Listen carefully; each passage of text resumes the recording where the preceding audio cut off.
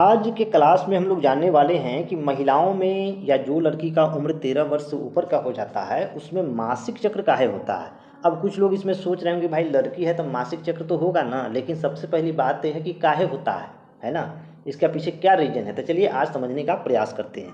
सबसे पहले आप जो है से फिगर को समझ लीजिए ताकि आपके लिए आसानी होगा। जो बच्चे 11वीं 12वीं कर रहे हैं या नर्सिंग का तैयारी कर रहे हैं उनके लिए तो और भी ज़्यादा फायदेमंद होने वाला है, या जो भी कंपटीशन का तैयारी कर रहे हैं उनके लिए तो और भी ज़्यादा बेटर होने वाला है। तो चलिए पहले समझ लेते हैं कुछ भावों को।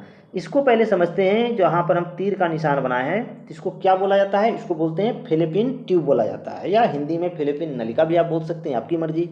उसी तरह से यहाँ जो हमने एक चित्र, यहाँ पर हमने एक तीर माना तो इसको क्या बोलेंगे, इसको बोलते हैं अंडाणु, यानी इस भाग को अंडाणु बोलते हैं।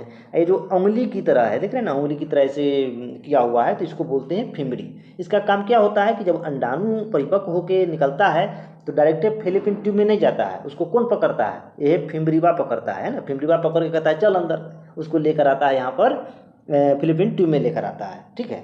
अब है कि महिला का जो होता है यहाँ पर कई अंडाणु बनते हैं। ये जो देख रहे हैं यहाँ पर समझिए कि सैकड़ों अंडाणु बनते हैं, लेकिन परिपक्व कोई एक ही हो पाता है।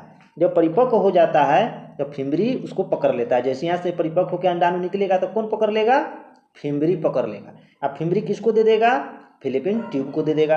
अब फिलिपिन ट्यूब में जब आएगा तो अंडाणु अधिकतम जो होता है 20 से 25 घंटा तक जीवित रहेगा, इससे ज़्यादा नहीं। अगर उस दौरान अंडाणु को शुक्राणु मिल गया तो वह निषेचित होकर कहाँ चलाएगा, फिलिपिन ट्यूब से होते हुए चलाएगा गर्भाशय में, और इस तरह से बच्चा बनना यानी कि बच्चों का विकास इसी गर्भाशय में शुरू हो जाएगा। अब यहाँ से देखिए सवाल समझिए, यहाँ से सवाल पूछ देगा कि महिला जो होती है उसका अंडाणु जो है निषेचित कहाँ होता है, योनि में होता है, गर्भाशय में होता है कि फिलिपिन ट्यूब में होता है। तो आप क्या जवाब दीजिएगा कि निषेचन की प्रक्रिया जो है से फिलिपिन ट्यूब में होता है, यानी यहाँ होता है, यहाँ नहीं। यहाँ तो बच्चों का विकास होता है गर्भाशय में, इतना आपको स्पष्ट होना चाहिए। दूसरी चीज़ है कि आखिर अंडाणु निकलता क्यों है, यहाँ से अंडाणु जो है क्यों निकलता है। तो देखिए अंडाणु निकालने के लिए एक हार्मोन होता है प्रोजेस्टेरोन हार्मोन।